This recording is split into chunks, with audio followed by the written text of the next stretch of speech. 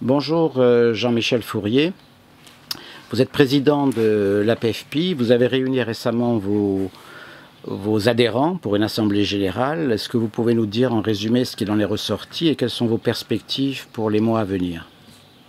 Alors l'assemblée générale s'est très bien déroulée par visioconférence. Malheureusement, pour la deuxième année, on n'a pas pu faire notre assemblée générale de manière présentielle. Un tiers du conseil d'administration, comme prévu dans les statuts, a été renouvelé.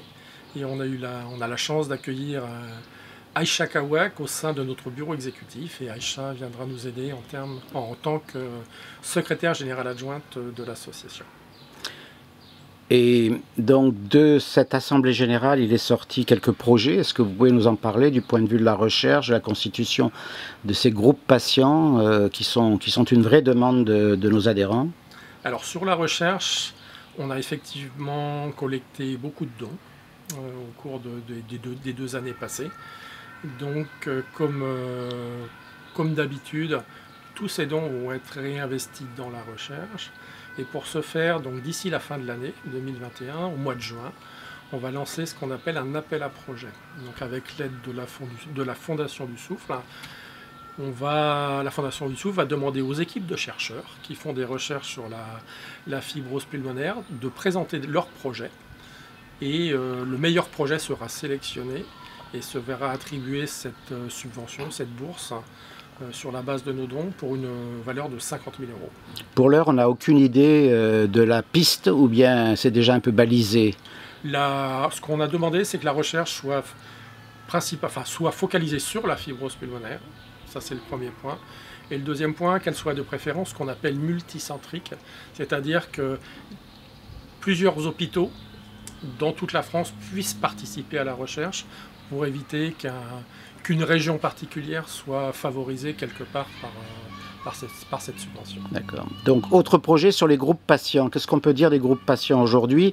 Il y a eu un lancement du groupe patient parisien de l'Île-de-France qui fonctionne relativement bien. On va vers quoi pour la suite? Alors, on va vers une extension. Notre volonté est réellement de déployer des groupes patients régionaux, locaux sur toute la France.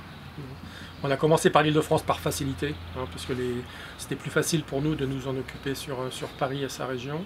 Mais d'ici la fin de l'année, 3 nouveaux groupes vont être lancés sur 3 régions. Donc la région Occitanie, la région Auvergne-Rhône-Alpes et la région Nouvelle-Aquitaine. Donc probablement aux alentours de septembre-octobre auront lieu les premières réunions. Et on vous informera bien sûr de comment participer si vous faites partie de ces régions-là. Ensuite, pour 2022, on veut vraiment continuer à déployer, mais pour ça, on a besoin de bonne volonté. On a choisi ces 3 régions pas par hasard, simplement parce qu'on avait identifié des personnes dans ces régions qui avaient envie de s'investir, et le temps, l'envie, les compétences aussi de s'investir pour organiser, pour animer. Ça demande un petit peu de travail.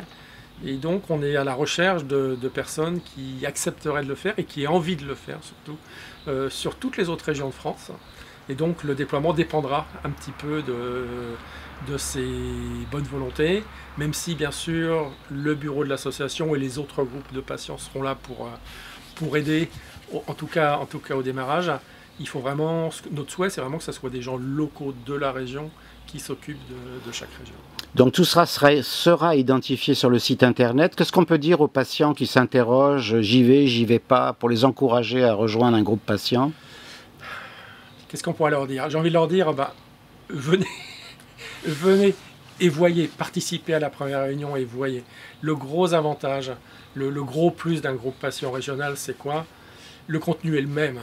Au point de vue information, on donnera les mêmes informations. Sur Paris, c'était le professeur Crestani qui a fait un exposé par exemple, à la première réunion sur la fibrose pulmonaire idiopathique. Donc ça, on gardera.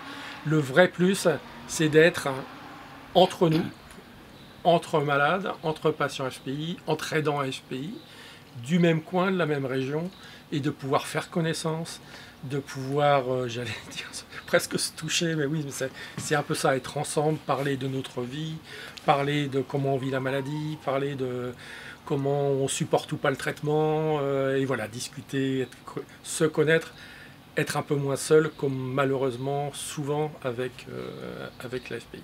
Alors nous avons à la PFPI d'excellentes relations avec les médecins, membres souvent du comité scientifique ou en tout cas des centres de compétences et de référence sur la FPI en France.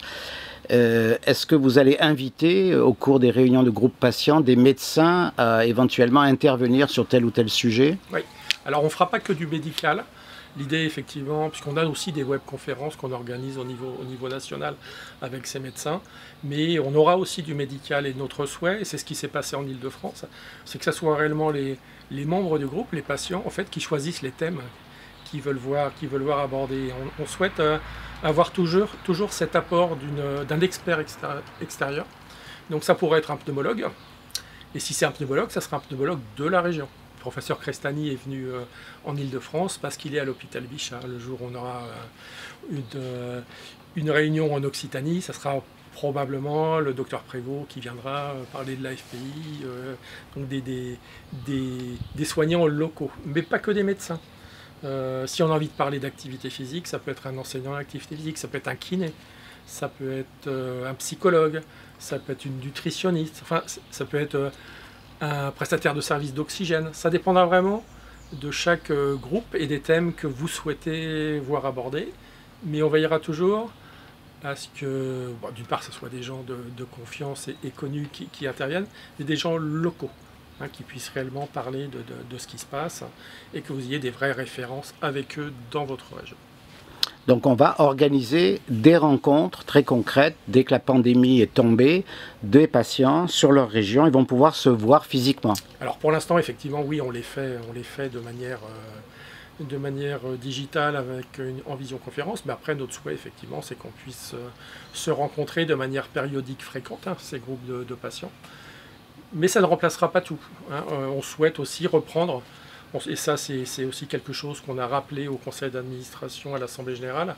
On souhaite reprendre les journées JOS contre la fibrose, que beaucoup connaissent, hein, où là, on va à l'hôpital, hein, avec les équipes de soignants, l'association, les patients, adhérents ou pas. Hein, c'est les soignants qui invitent leurs patients. Et de la même manière qu'on le fait dans un groupe de parole, c'est une rencontre où effectivement soignants, patients peuvent faire connaissance, peuvent discuter, peuvent poser des questions. Donc ça, on souhaite aussi le reprendre. Et effectivement, comme on le faisait avant la pandémie, reprendre ces journées qu'on faisait dans les différents hôpitaux, dans les différents centres Donc, de compétences. Dans tous les cas, rendez-vous à la rentrée? Dans tous les cas, rendez-vous à la rentrée avec plein de nouveautés. D'ici là, j'espère une belle lettre d'information qui va apparaître prochainement. Et puis sûrement plein d'autres choses à vous raconter à la rentrée. Au prochain numéro, à bientôt.